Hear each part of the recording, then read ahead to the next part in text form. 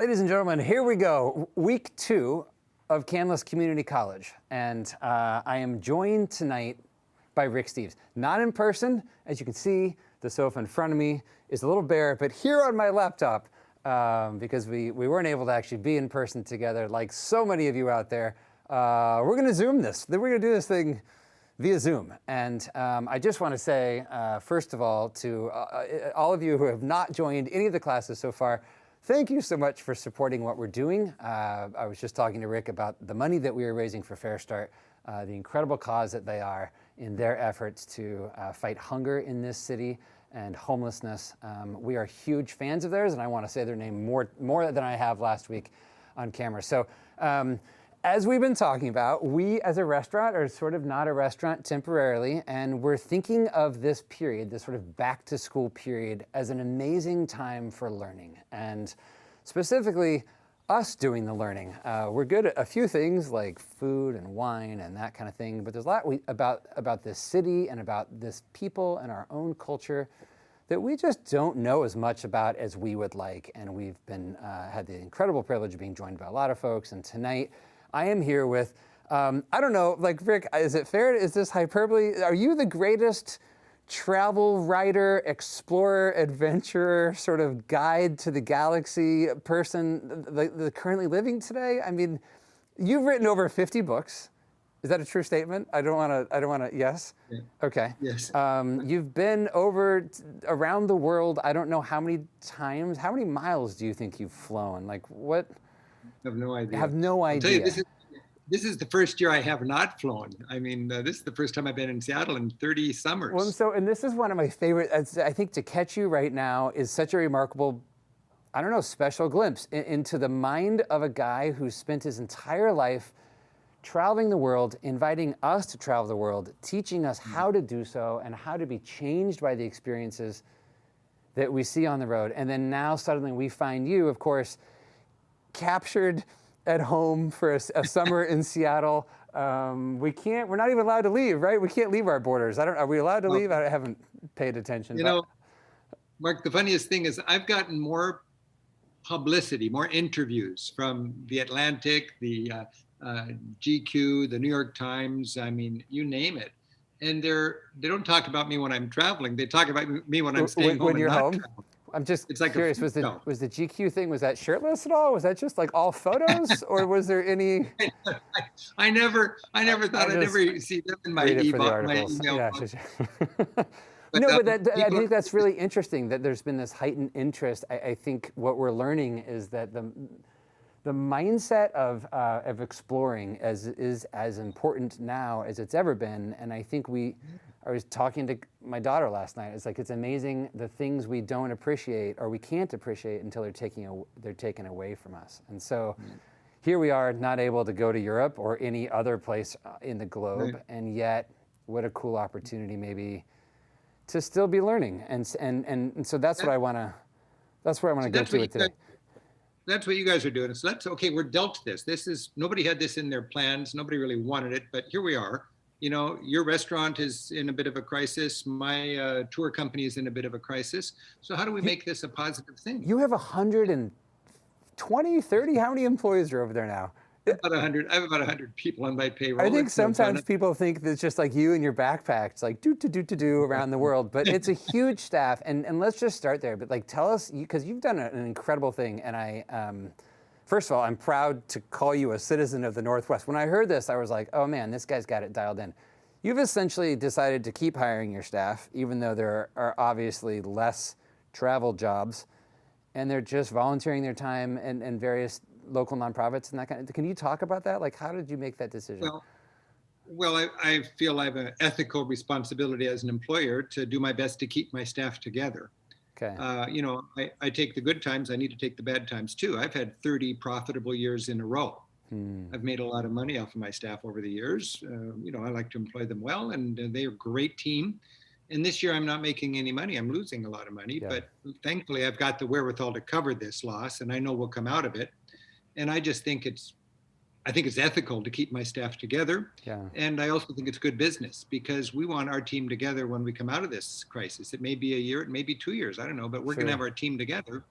And I've been through crises in the past. I've been taking tours around Europe and doing my, Rick Steves Europe work since I was a kid. And, it stops the demand, but the demand doesn't dissipate. It just gets backed up. And then when it's okay to travel again, we make up for lost time. So right now, we've all got our staff down to 60%. That's Okay. it. It's sort of a shared compromise. I've got 100 people on my payroll, essentially no revenue. And I've personally committed myself to being able to pay them 60% of normal time. And they're only having to work 60% of the normal time. So it's Sure. all we're on half vacation. And then I also feel like I want to provide healthcare. So that's still, everybody's got that. Okay. So it's, tough times for everybody, but we're in this together. This is survivable. And then you mentioned the volunteer thing. I'm committed to employing my 100 people at the rate of 3 days a week, but I don't have 3 days a week of work for everybody. Right. But they're going to get the money whether their department needs those hours or not. So I've got a lot of people on my staff that have time on their hands that they're being paid for, but nothing to do. So I thought, well, I don't want them to dig holes and fill them up, but I think just it's a matter of dignity if you're getting paid to have something productive to do. And one thing this Corona time has taught me is there's a lot of need in our community. It's been a really valuable experience for me in that regard. And I thought, well, let's employ my staff in community projects around town that really need capable, able-bodied hands. Now more than ever, yeah.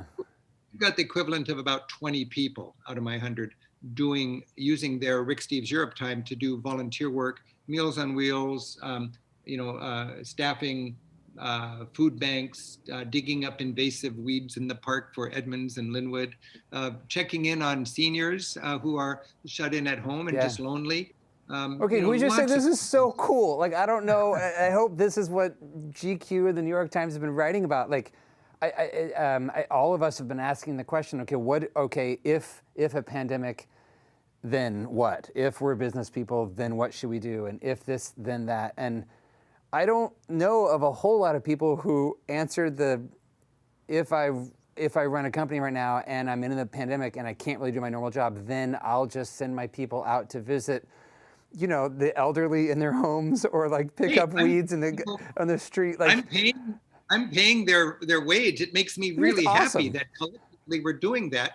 This is entrepreneurship in a time when, because of the cards we dealt, we can't be profitable. Yeah. But that entrepreneurial creative spirit, I'm producing, Mark. I'm not producing with my conventional tour buses equals profit for Rick. Sure. I'm producing three ways.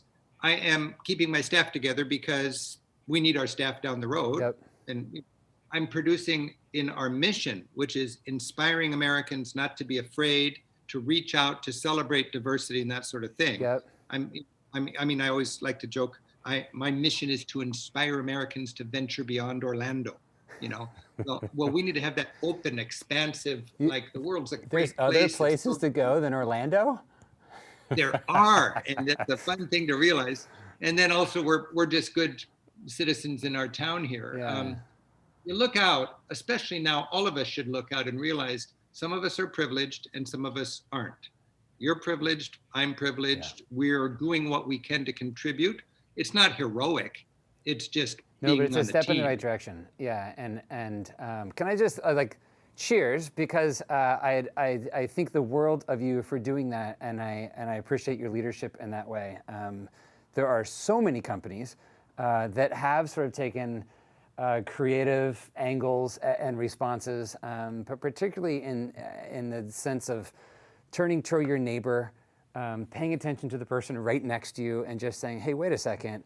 Yeah, maybe it's not a tour bus. Maybe it looks like serving them in another way. But I think that's so impressive. And I want to hear more about your mission. It's the heart of what I want to get into, because I don't know.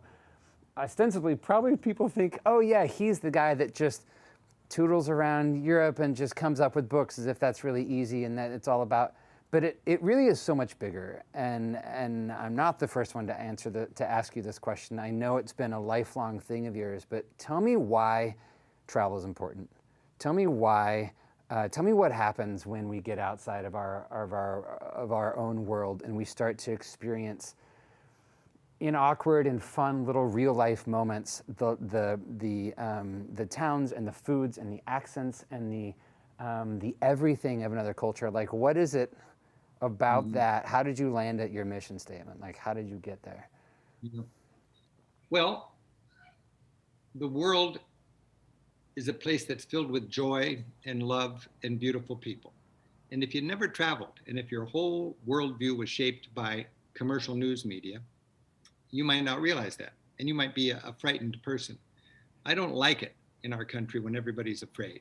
There's nothing, I mean, you don't want to be reckless, but the world is a beautiful place. And those who travel understand that. Those who travel know that suffering and need across the sea is just as real as suffering across the street. And if you're a person who believes we're all children of God, there's that equal deservingness, that equal preciousness, that equal joy. And then if you're a person like me that's just looking for a budget trick or a budget tip, where can I get the most traction? Sure. If I've got X amount to contribute and I can contribute south of the border, it'll accomplish, frankly, more than it'll accomplish 10 right times, here.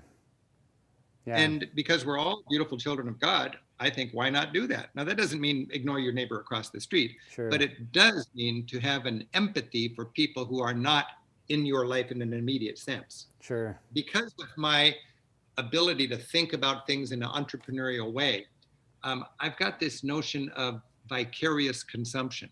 Okay, explain that. Vicarious consumption.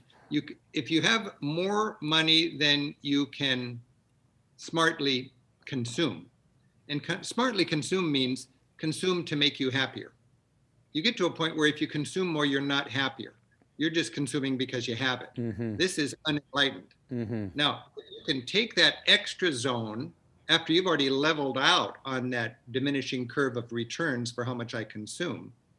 If you can invest that in somebody else who's steep on that curve, whose life will get much better, and if you can then enjoy that consumption vicariously, you're a wealthier person.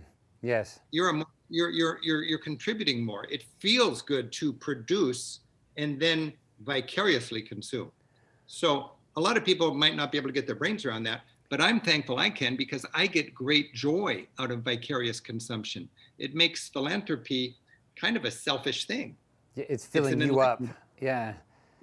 And you can look at it from a spiritual and a Christian point of view or whatever, love your neighbor, or you can look at it from a let's make our world a more stable place kind of point of view. Sure. Or you can just look at it from a practical point of view. Any way you want to look at it, or a little bit of all of that. Sure. But I think that there's a lot of mindless consumption, and there's a lot of good consumption. And I don't need to apologize because I'm affluent and I work hard and I can afford to eat at Canlis when I want to have a beautiful dinner. That's a beautiful thing, But also, I like to remember that half of the world is living on $5 a day. Right. That's a little more than what I spend for my daily latte. Right.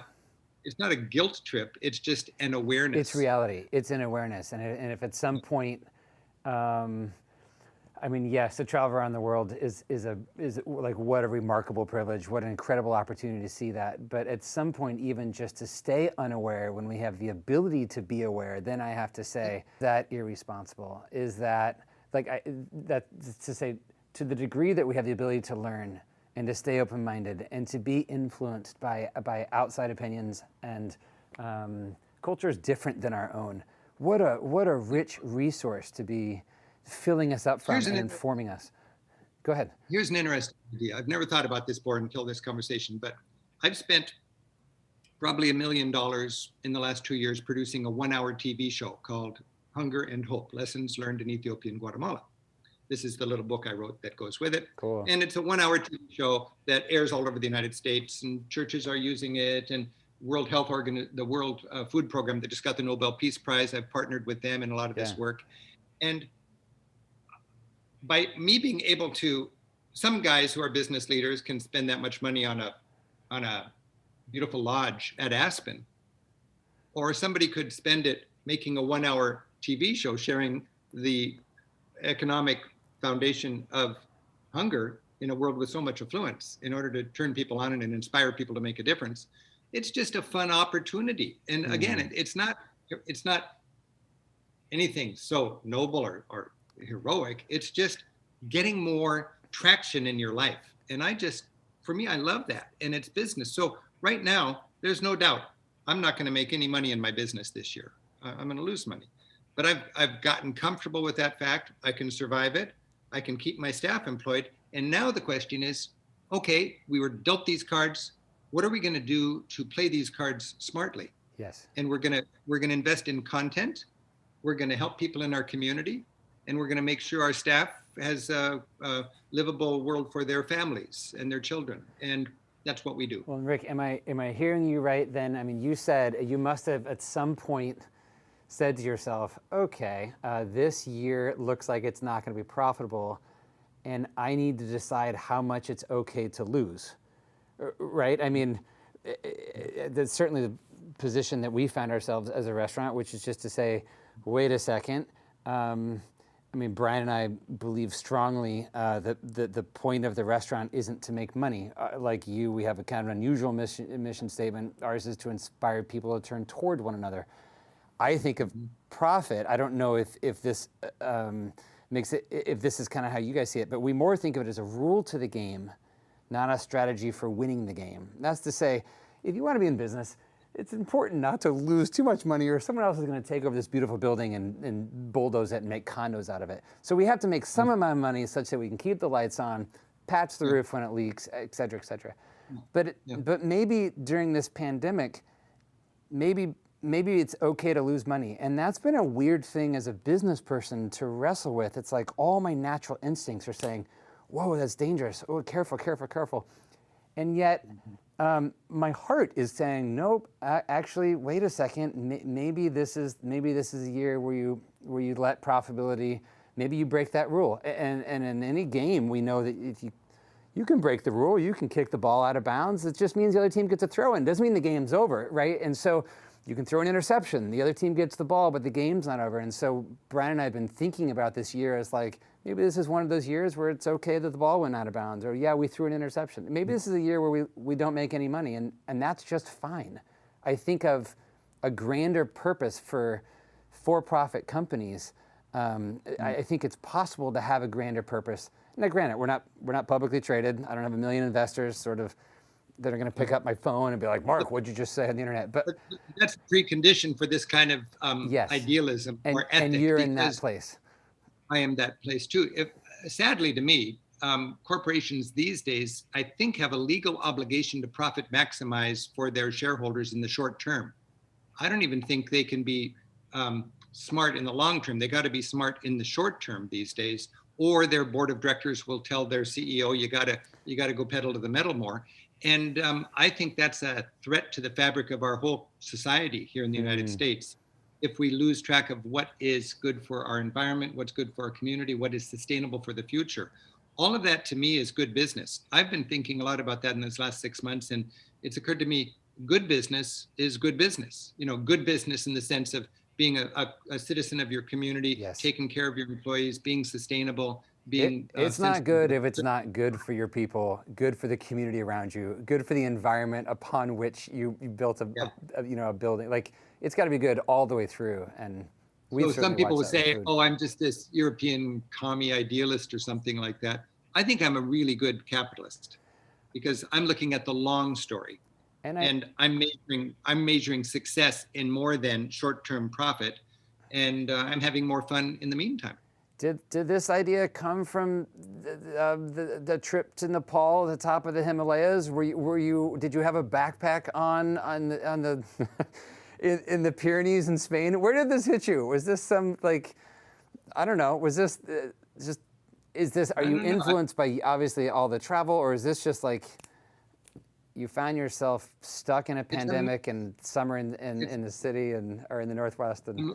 I'm lucky I've had a utopian run as a businessman. I've always been profitable. I'm privately held. I own the business. I don't need to ask anybody. And I can do this sort of publicity stunt marketing where I can produce TV shows and give them to public television for free. I can produce my radio shows and give them for free. I can give myself a $1 million self-imposed carbon tax like I did last year, just because I want each person I take to Europe, I want to pay $30 so they can be carbon neutral in their flight. Cool. Now, if I had, that's a very cool thing, by the way. And I did that in a way. For every person that goes to Europe, that's how you do it. Yeah. So it's I wish our government had a carbon tax. So if I make money by taking people to Europe, it costs $30 smartly invested to mitigate the carbon they create by flying to Europe and back. I don't want to be shamed out of travel. I believe in mitigation. I create that much bad.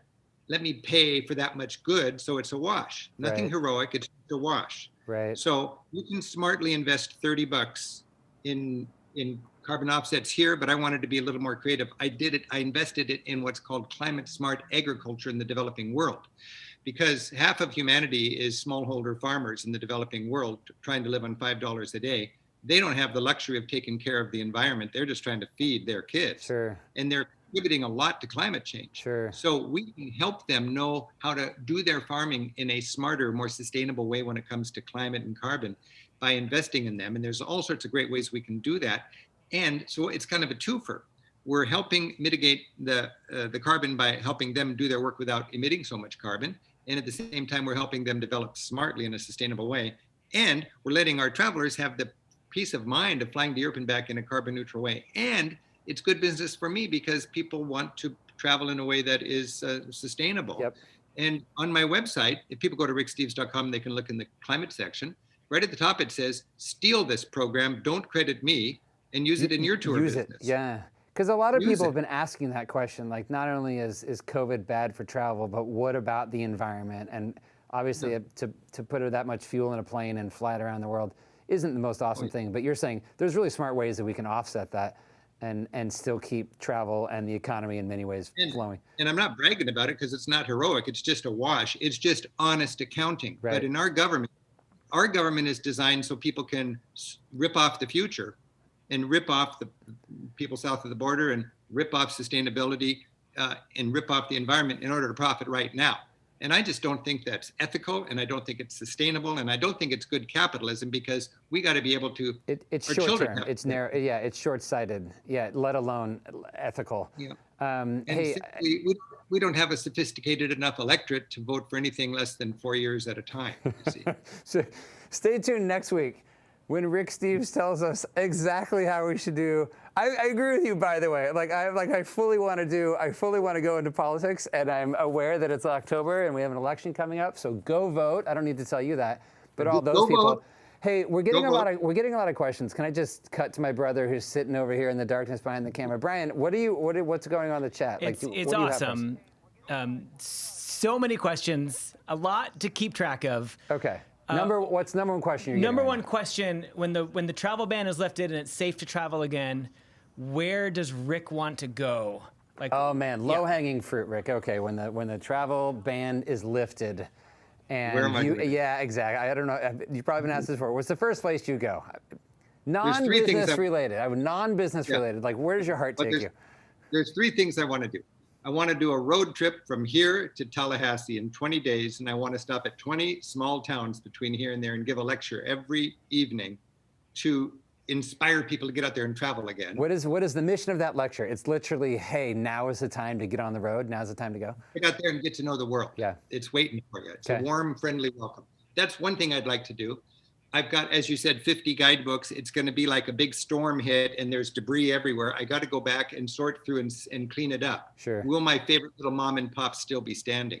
And that's my big fear about this whole COVID thing, is that the world's going to be a future of Amazon deliveries and Subway sandwich places. The small business is definitely endangered. Yeah. You know, the small business are endangered. And hopefully, I'm just hoping and praying that my little mom and pops, the little hotels, cafes, and restaurants that I love in Europe will still be there. Yeah. They say of all the museums that have closed, a third of them will not reopen, just because it's tough. Yeah.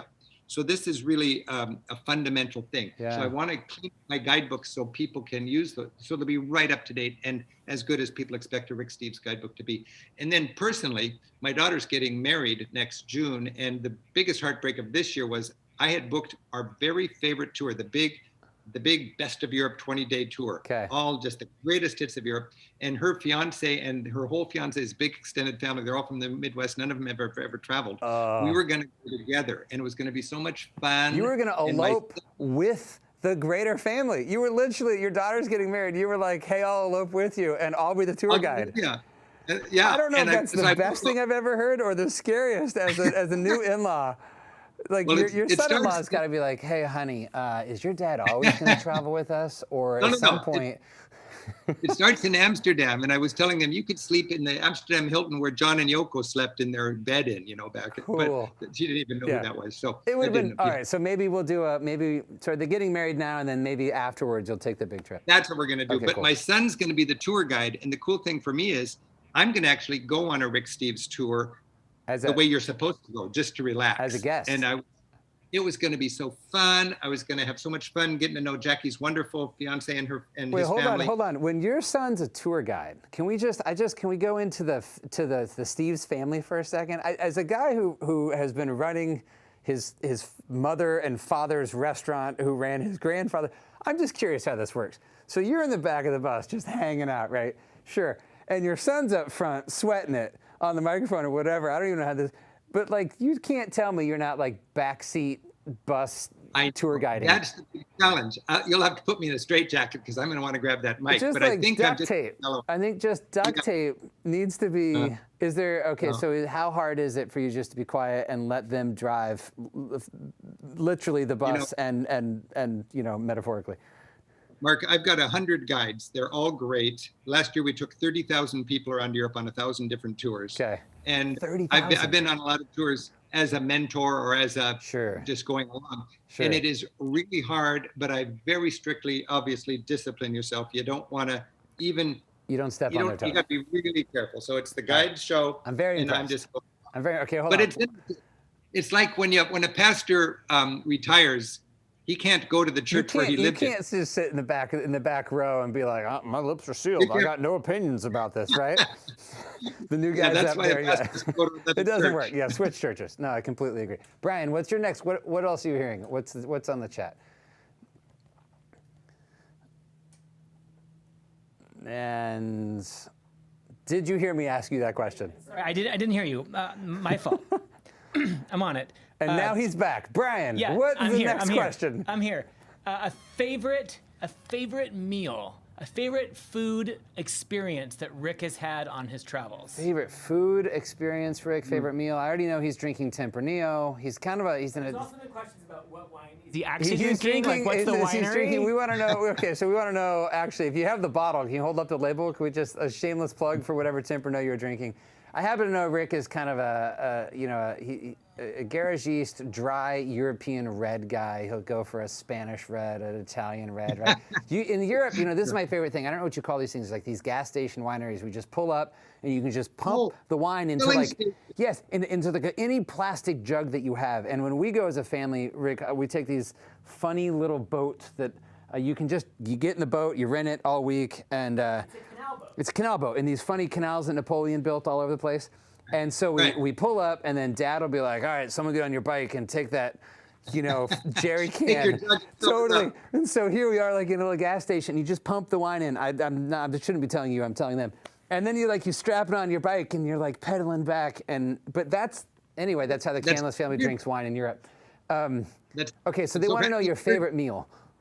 What go there for a second. It's for years after getting out of University of Washington, I'd go back to the dorm for a good meal. So I've been literally, I just was so comfortable. Like that was just made you happy, yeah. And then after 25 years of leading tours around Europe, my tourists taught me to appreciate good food. And in the last 10 or 15 years, I've really gotten serious about it. And I've made a point of, I don't spend that much energy personally on the hotels anymore. Sure. I've got people on my staff that do that, but I personally own the restaurant recommendations in Europe. I love it. That's your jam. I'm over there 100 nights out of the year on a normal year.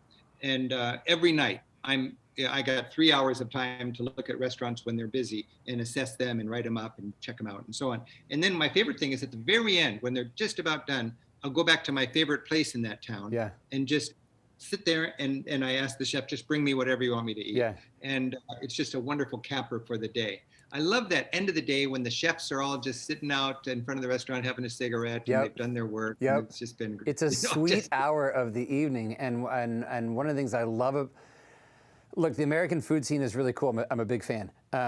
We have so much to learn still from the mom and pop shop and some Italian town.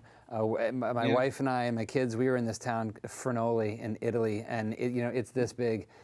And we just sat in this restaurant, and it was like, oh, I mean, for pennies on the dollar, it seems, you're eating, and obviously Yeah. the ingredients are perfectly fresh. They don't mess it up. They do it simply. His great-grandmother taught him how to make pasta. It's like, but what country are you in? If I'm taking you to that last meal, this is the quintessential Rick Steves question. I like Italy. There's something about Italy. We're in Italy. Fact, I don't even like Italian restaurants in the States because they cannot It's not the same. create It's not the same. North or south? don't have- North or south Italy? Central Italy. I'm Central. not into South Italy All as right. much. It's All right. just, I love Tuscany and Umbria. But you know, what I really like is this idea of, and tell me what you think about this, Mark. I like to think that a smart eater going to a good restaurant can look at the menu and know what month it is and where they are by what's being served. You eat with the season and you eat local. Yeah, totally agree with you. I was just going to say a smart eater walks into the restaurant and just orders whatever. Like I don't even think. I mean, obviously allergies aside because that's a serious deal. But we go in and we're just like, "Yup, we'll have it. We'll take it." And you know, I'll be honest. Like I don't like every dish, but even I just feel like you go in and start ordering what you're familiar with, and man, you're missing half the fun. And you go in and just say, "Great, I'll take the top 8 things on the menu," or everyone just close your eyes and point, or you just let them bring food. There's no pressure on you to understand because I don't speak any foreign languages anyway, or I'd just be, you know, misinterpreting. Right. So, anyway, that's how we do it. But what else you got? Well, in fact, one of my favorite things, Mark, is to go to a restaurant where I really trust the owner / chef. Sure. Enough to tell my readers, just tell Enrico you got $50 and you want to have the best deal he can bring you. Yeah, that's the deal. Trust the chef. If you can. Now, in a lot of cases, the tourist trusts the chef and they get ripped off. Yeah. But if you can find a very ethical chef that you can trust, then you just throw yourself into his arms. Greg, I don't want to throw you under the tour bus here, but you know, when you come to Canlis, you're hunting through that menu, and should I take that personally? I don't. Okay, hold on a second. Brian's got another one. Okay, Americans' reputation in the world, it's fair to say, has decreased over the last 6 months. And maybe it wasn't super high to begin with. Okay. What can we do as travelers when everything opens up again to help restore the reputation? Oh, what a great question. Of who we we're are? talking about, Rick, we're talking about America's reputation as travelers. It's almost cliche that we don't have the best reputation. And regardless of where you fall on the political spectrum, maybe our reputation has not increased so good lately internationally. And so when travel opens up again, what can the American traveler do to sort of be good stewards of, let's see, Brian, how did you say that? What can the American traveler do to sort of, to better, like, how are we culturally sensitive and awesome travelers? Like, how do you do this? What's proper? What's good? What are a couple of easy tips to just like, hey, watch out for these pitfalls? What you got to do is remember the world is not a pyramid with us on top and everybody else trying to figure it out. We are smart, but they are smart. And there's different ways for societies to work at different complicated problems. And instead of us telling them how they should do it, assume that they've got a different take on it. Yeah. Talk to them about healthcare. Talk to them about mass incarceration. Talk to them about drug policy. Talk to them about investing in infrastructure. Talk to them about eating late at night and having, you know, the tapas or whatever. Let them show off and just celebrate. I love just to be a wide open, you know, just blow me away. Give me your best cheese. I love it when I always tell the story that you go into a cheese shop and it's like a festival of mold, and the cheesemonger sees this American bumpkin. He goes, "Oh, monsieur, come here," and he takes you over and he picks up this moldy wad of goat cheese and he takes a deep orgasmic whiff. Oh, smell this cheese! It smells like the feet of angels. You know, right. Let them show off, and then you don't need to go home and buy stinky cheese. But I love to spend a lot of money on cheese because I got out of my comfort zone in Europe and I did that. So also, can I just say to everyone buying cheese in America, just pay for it. It's so expensive and it's worth it, and it's hard to make and it's worth it. And just get into cheese. I'm just going to say that out loud. Also, if you've ever, Angel's Feet apparently is on my new bucket list of things to experience, either smelling or otherwise. But I love your advice, Rick, because it's not just, I think, maybe good advice for a traveler, but for any teenage kid going on a first date. Like this idea of just saying, hey, don't come in with the answers. Come in with a posture of curiosity. Come in asking questions. Come in actually open-minded. Because you're right. We don't have it figured out necessarily. That's not denigrating. I'm a patriot through and through. But man, we have so much to learn, and we just haven't figured it all out yet. And so I think that becomes abundantly clear outside of our borders. And I would remind people in this day and age, Europe, first of all, you don't need to be afraid to travel regardless of who's our president. I mean, opinions come and go, and people know that we are individuals. Now, if you go over there with your fist clenched and you're going to tell them about how great America is, they'll just laugh at you, But go there just as friends and as equals. And I will say that in Europe, I think they miss American leadership. The ideals of America, what is America in the world, is these shining ideals that are much more resilient than any one political character. And these are the ideals that is what America is all about. And right now, we are not promoting those ideals as a leader in the family of nations. And people can bicker and complain about us and so on. But when push comes to shove, they want American leadership. They need American leadership, and they miss American leadership right now. So this idea that we can't get in there and help the world with these international problems, I think it's an important thing that America owns its leadership role in a respectful way. I just am so proud of that, and I'm so concerned about that right now. Well, and to whom much is given, much is expected, right? I mean, as a country, look, and by given, I could also say, we took this country from First Peoples, but here we are in the most, like one of the most remarkable planets or countries on the planet. And man, if you've lived on the other side of the world and then you arrive here and you see what we have in terms of natural resources, in terms of the privilege our country has enjoyed, in terms of safety from war or being able to stay out of so much, man, we've been given a lot as a country. And so I wonder aloud, are we being good stewards of what we've been given? And we fought for it and earned it. Yep, you bet. But also, we started with a lot here. And so, asking the question out loud, just how do we represent that well? What does a leadership role look like? We have a lot. We're in a remarkable country with an incredible economy. And just, so, what does leadership look like is a good question. I think travel, with my guides, the standard thing, if you run a tour company like me, is you get your guides together and say, don't talk politics, don't talk religion, and don't talk soccer. Sure. Those are the three that people fight over. And I tell my guides, talk religion, talk politics, do it respectfully. And stay away from soccer. But stay away from soccer, yeah, of course. But people want to get together and share these ideas. Yeah. And for me, that's the beauty of travel. And you can do it agreeing to differ. You don't always need to agree on everything. It's just, why do you Norwegians so willingly pay such high taxes? Yeah. And why do you Spanish people love to take a break in the middle of the day and have your dinner? And newsflash, that seems to be really working for you for the last several hundred or 1,000 years. So what could I learn from that? You know what I'm saying? We don't have it figured out here. Brian, what do you're waving me down over there? Okay, so how has the industry changed for good? Is he like post-COVID? How is the travel industry changed for you? And when it comes back, are the floodgates going to open, or is it just going to trickle sadly back? Yeah. So one question: how has the travel industry changed for good? Just acknowledging all the positive change there has been, and then if you could get your crystal ball out. When the pandemic's going to pass at some point, I hope I'm here to see it. And when that happens, is it going to be like everyone running for the border, or is it going to be this sort of slow rebuild, or what do you see? Take us into Rick Steves, the seer, the fortune teller.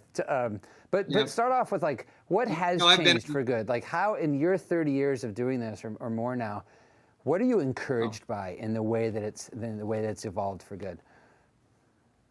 I love the fact that it's super efficient now. You don't need to wait around for hours to change money. You can get from London, you can get from Big Ben to the Eiffel Tower in 2.5 hours, 17 minutes under the English Channel in the tunnel, with a bullet train. It's easy. You can change money at the utopian bank to bank rate instead of the miserable tourist to teller rate at an ATM at midnight anywhere. Yeah. There's so much efficiency. The language barrier has pretty much disappeared. We can call for free all over the place. We know where, when I was starting out, a big deal was how do you connect with somebody How do you here? make a Because phone there's call? no where you are, Sure. So there's so much efficiency. And at the same time, the magic of travel is just as great today as it was when I was a teenager going on my. What do you mean the magic? What do you mean? It's this wonder of a teenager going over to Europe with their buddy, just, slumming around and sleeping on church pews and hiking up to the mountaintops and trying escargot and laughing about this and hanging out with people from Brazil, all of that kind of, the world's your place, sucking on a big hubbly bubbly, all going to a coffee shop in Amsterdam. There's getting naked with a bunch of Finns in a sauna in Helsinki, going to the Greyhound races in Edinburgh. You sound like you're telling real stories here.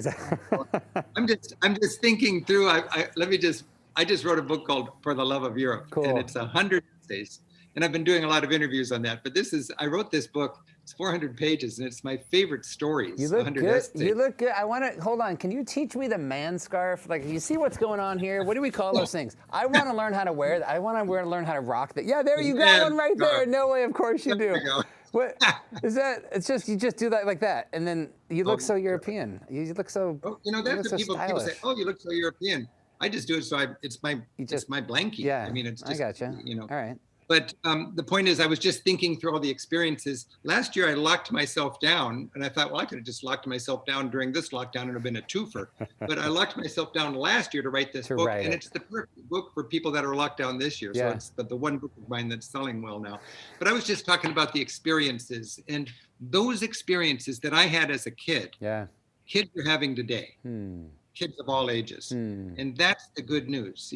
My kids went to Europe when they graduated from high school, and they had the same magic that I had, but they didn't have to go through all of the inefficiencies that I had. So for every parent out there who's got a kid trapped on Zoom school, hunkered down, probably spending more hours than any of us want indoors, what is the magic age? I know it's totally kid dependent. I got 3 of them, but just lay it on me. When can you send your kid to Europe? Is it 13 or is it 33? Like, when do we just say, let go as parents and be like, okay. If you got little kids and you're wondering where should you take them, I would say grandma and grandpa's on the way to the airport. What's little? Little's like 2 to 8. 2 to 6, I would leave them at 2 to home 6. and then travel shorter okay. and just have an adult time. But when the kids get older, I think if you can afford it, you take a big hit in what you can experience as an adult, but it's great family time. Yeah. My parents took me to Europe when I was 14. Yeah. And I had no interest in Europe. My dad just started importing pianos from Germany to his piano shop here in Edmonds. And I got over there, and I remember on my very first trip, I was in the park behind the palace in Oslo, the Vigeland Gardens, filled with statues by Gustav Vigeland. And my parents were just loving me. And I remember as a little kid, so egocentric and ethnocentric. Yeah. Parents were just loving me ridiculously. Yeah. And then I looked out over the park and I saw other parents loving their kids just as ridiculously. Yeah. And I thought, whoa, this world is home to billions of equally lovable little kids. Then we went to Bergen, and I was on the carpet in front of the TV watching Neil Armstrong walk on the moon. Wow. With my Norwegian. Yeah. And I heard the news broadcast in Norwegian, and lite skritte for menneskeheten, and the giant leap for mankind, Wow. And I thought all of my friends were at home waving little American flags.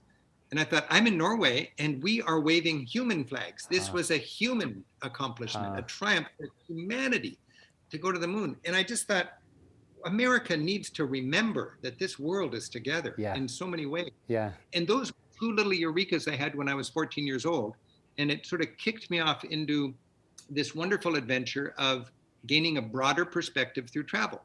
And that's what I'm so happy doing right now is the work that I do. I wrote a book called Travel as a Political Act. We just did our fascism show. We just did our Hunger and Hope show.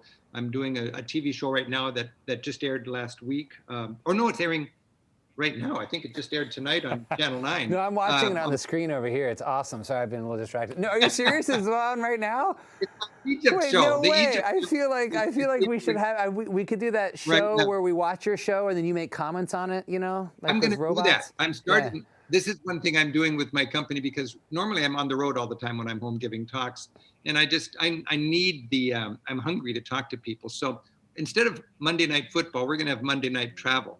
And starting in a couple of weeks, we're just going to stream every Monday night. Cool. And we're going to kick it off by doing my 8 new shows that are debuting starting next week. Cool. My brand new series. And I get to put pause and say, if you look really carefully, you can see the machine gun under that guy's coat. And I was in Egypt or I love whatever. it.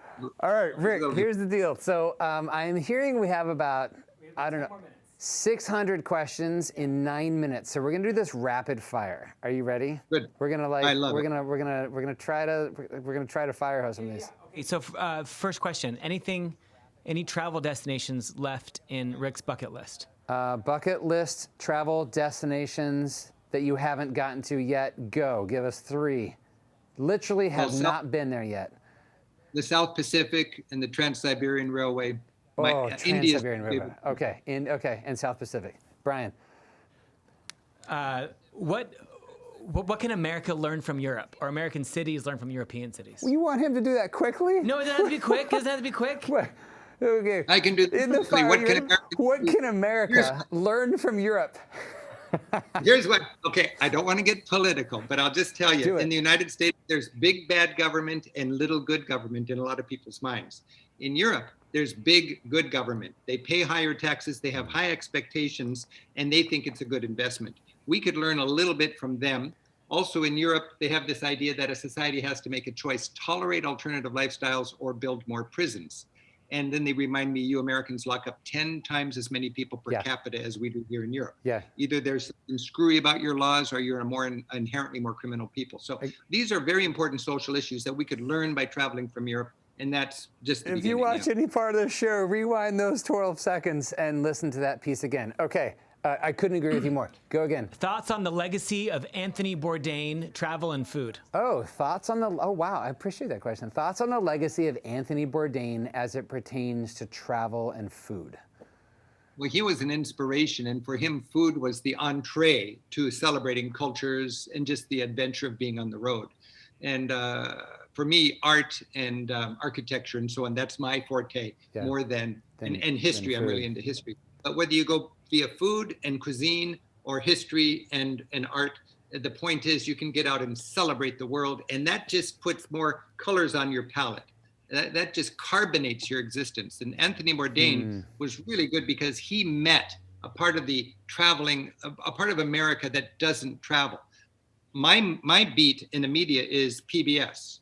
My viewers normally have passports. Okay. I'm kind of preaching to the choir. Okay. Anthony Bourdain got way beyond that in the public sphere. For that, he really is great. And in remarkable ways, it's not like you need an excuse to travel, but sometimes it's nice to have a door open through which to walk. And so whether your jam is food or history or art or whatever the case may be, language, like you find that one thing. Look, don't try to do Europe, right? And you can't do all of Europe in 2 weeks, right? So I think it's helpful to kind of find one thing and just, if museums aren't your jam, skip them all. And if it's food, then just eat your way through or find one little, and Anthony showed us that in some ways. Be open to changing. That's a blessing for me about this Corona time, because I'm taking my traveler's mindset, creativity, interest, appetite of getting out of my comfort zone, a positive spirit, broaden, try something new, and I'm employing it in things I never took seriously before.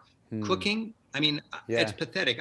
I never turned that stove on. I saw something came out of that stove. Yeah, there's something cooking right now. But I never turned it on for 10 years, honestly. I never felt a knife cutting through a crispy onion until this last 6 months. So you've experienced the world, but missed some of the great joys in your own kitchen. You were a traveler in your own home. That's just one little Yeah. slice. And, appreciating dogs, that's the other new thing for me. And then dusting off old passions, just, playing the piano like you used to when you were younger or whatever. There's lots of ways. Yeah, I love, my favorite preschool teacher, Nadine. She runs a little shop up here called Children's Workshop, and I think she's the smartest person on the planet. And she talks about time traveling with our little kiddos, and just this idea of what you can do with your time. Like you're saying, when was the last time you sat down at the piano unencumbered by your watch and just kind of tinkered around? What's the last time you sat on your window seat and literally let yourself be there for an hour? When's the last time you brought out a knife and a cutting board and you said, I'm just gonna chop up these onions and tomatoes and see what happens? Like, I think traveling through time in that way is, because look, we're all kind of forced into that anyway. And so, Brian, because do it. We got 3 minutes. Questions about how do we watch the Monday night show? We can get to know the hummingbirds. Lots of interest in Rick's Monday night travel show. Oh, lots of interest in your Monday night travel show. How do we watch it? What do we do? What is that? Oh, people should just sign up on my Rick Steves Facebook page, and then we'll announce everything there. Sign up on Rick Steves Facebook page. Right now, there's a great shot. There's a funny shot of me about things we were talking about back when I was going Europe through the gutter, so they can check that out. Cool. All right, here we go. 2 more minutes. What do you got? 2 more minutes. With the pandemic, how do we foster and nurture the spirit of the travel? How do we get the travel itch itched if we can't travel? Okay, we have itchy people out there. Okay, so there are people out there who get this, right? How, inside of a pandemic, how do we scratch the itch? And maybe this is just beyond the American road trip. I love your idea of driving to Tallahassee. A lot of our staff are just getting in their cars in this little break during Kansas Community College and exploring Portland, or exploring, you go up to the border and you turn right and you drive through beautiful parts of our own state. But like, how do we scratch the travel itch right now? You got a couple of easy... Well, I've got a radio show that every week we produce an hour show that airs on 400 stations. And I just interviewed a woman who didn't have enough money to travel. This is before COVID. She just was in a stage where she had kids and she didn't have money to travel, but she loved to travel. So every week they would feature a different country's cuisine in their kitchen. They would go shopping, they'd learn about it, they'd cook it, and they'd eat it. And I thought, that's a beautiful thing. They're going through the alphabet, country by country,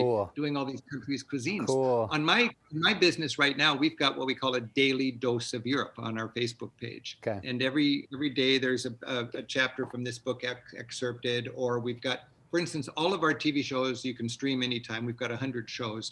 There's lots of ways that you can bring travel into your living room and stoke your travel spirit. Our mantra lately is... You have 100 shows?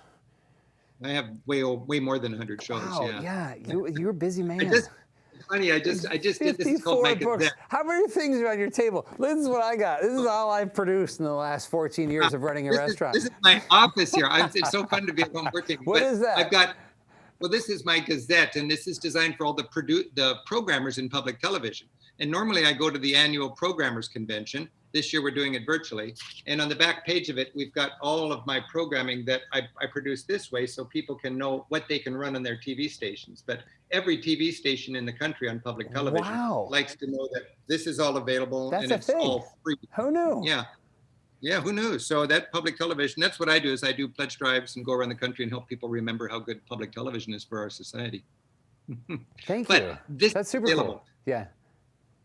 One thing I did, which is really fun, I took the 100 shows and I cut them into 2 to 4 minutes teachable clips that are searchable in the database instantly, no ads. It's called Classroom Europe for teachers and parents doing homeschooling, so their kids can have immediate access. If you type in water lilies, you get Monet. Wait, hold on. If I'm a teacher, how do I find that right now? Because there's so many teachers right now. I mean, they've got their hands full, but a lot of them are looking for cool content.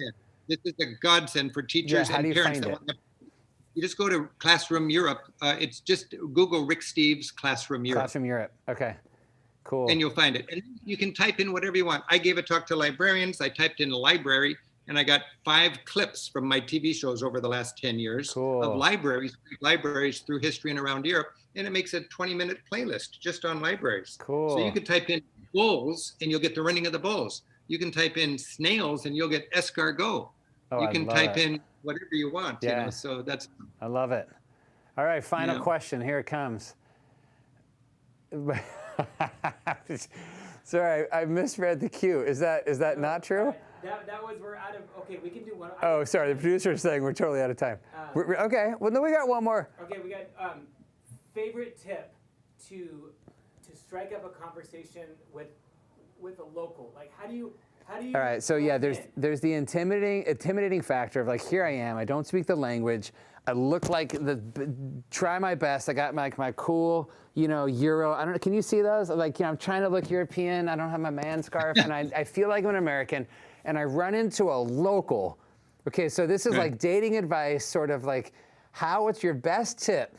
I'm intimidated, I feel like a foreigner, an outsider, I don't speak the language, like, how do I just break the barrier and get into that conversation that I dreamed my vacation would end? Like, how do I have a real conversation? How do you do it? What's your, you got like not a pickup line, but like a traveler's break the ice line? Me, first of all, have a good, tight definition of the Electoral College. Oh, wow. Really? Okay. Europeans are fascinated with what is this Electoral College? It just makes no sense to them. Yeah, they don't understand how so I'm in Spain, and here are all the old men, and they're playing petanque or boule, and I'm like, anyone want to know about the Electoral College? I'm an American. I don't know if that's going to work, Rick. I think the date doesn't move on. Here's you ruin your date. Here's the other thing. Go to a university town, and all the kids are out having their aperitivo, their drink before dinner, on a square. And you just go there, and you're the English-speaking American. You're the most interesting kid on the block. I don't care how old you are, whatever. You don't need to speak anything but English because these are university kids. Okay. And buy a table of kids, whatever they're drinking. It's going to be a spritz of some sort, Yeah. And you buy that, and then you're their token American, and they just pick your brain, and you have the greatest time. I love it. And plus, they probably studied English because they're a kid. They're in, and so that eases the language barrier, and then you're in. Yeah. And they're cool confused kids about America. They want to practice their English. They want a free drink. It's the greatest $10 you could spend is to buy 4 kids a drink in a piazza like that. Rick Steves, can I tell you how appreciative I am, not just for the hour you've spent with us, but for your leadership in our community and around the world. I hope we can elect you as president if it doesn't work out on November 3rd. I hope that we learn lessons from you. I feel like you are leading in so many ways, and I just want to say how much we appreciate you in what you're doing. So thank you for being a part of Kansas Community College, an adjunct professor. You can now add that to your list of writer, explorer, radio, TV, podcast, 400 broadcasts, and everything else you've done. Maybe put it at the bottom of your biography. I'm a very lucky person that I found my niche. I've got work where I enjoy my work so much. I think you do too, and that's something really to be thankful for. Yes, it is. And you guys are just a joy for our community also. And I do believe you're sitting right where I like to sit when I eat. I am. Your table is right there, so we've got it waiting for you. We're going to become a restaurant again one day. Here's my brother, I've been off screen who's the whole been time. behind I just the wanted scenes. To see you. So I can't hear it. Hey, it's so Anyway. good to see All right. you. And best wishes with you guys, and we've got to keep the family businesses, the business that give our community personality. We've got to consume like we can shape the future. Yeah. If people don't agree with that, you're going to get a future that you're going to regret. Amen. Okay? And that Awesome. take care of the business that we care about. Nice to talk to you Thanks, guys. Rick. Happy travels, even if we're just staying home for a little while. Thank you. It's great to see you. That was awesome. Be well. That was so great. All right. Take care. And then for y'all watching at home still, okay, tomorrow's a big day. Oh, yeah. No, well, first of all, today we launched our kids show.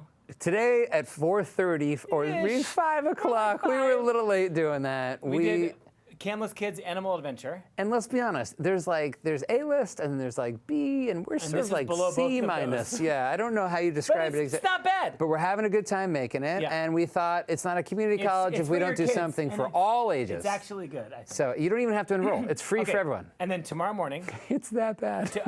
tomorrow morning at 8 a.m. or just a few minutes after. Yeah, it's after 8. It's aerobics after 8. With the yeah. Pacific Northwest Ballet. You guys, they're going to be right here. We're about to turn this thing into an aerobics studio. Right in this spot, and Your wife is my leading wife it. will be part Amanda of it. is part of it. Yeah, it's gonna be good. We're all like 10 feet away. We're gonna get our aerobics on. Eder, the valet, is gonna be up here rocking it. Okay, and then, there's no better way to start your day. And then than at aerobics 5 after p.m. tomorrow night, I'll be interviewing Leonard from Yeah, Mohi. from Mohi, which is to like talk a about. big It's honor my to first have him interview. You're here. really good at this. I'm less. Thank you. I'm like, yeah, I'm going to be behind the scenes making, faces. Mohi and Seattle history and about how we've been here before as a city through crisis and how we're going to get through this one.